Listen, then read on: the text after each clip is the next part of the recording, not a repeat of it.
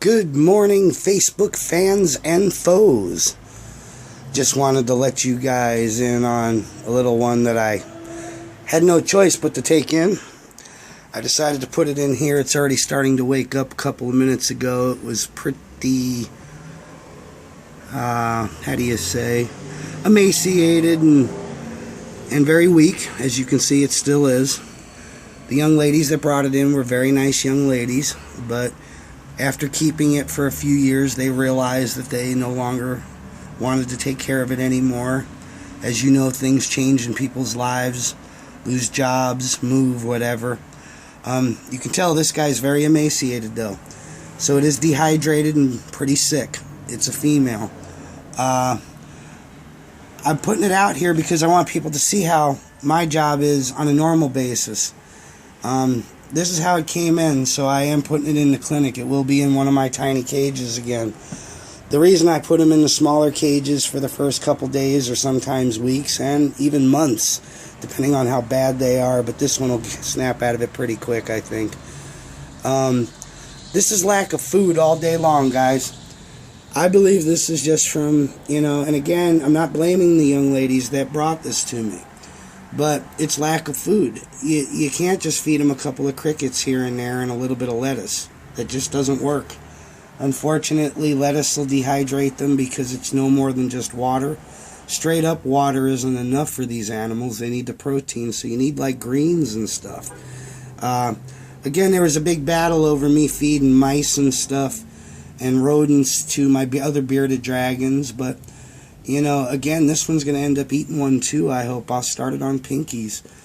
Unfortunately, I got to get some food into it, because if not, it will die. You can see it right to the bone right there, guys. I've seen them worse than this, though, so this one I know is going to make a pretty good recovery. My guy Brian will start coming in here twice a week, as he does, or every other day, excuse me, a few times a week, and actually feed them vegetation meals, and then I alternate and feed them the proteins they need with their bugs, roaches, superworms, horned worms, mice, and or other rodents.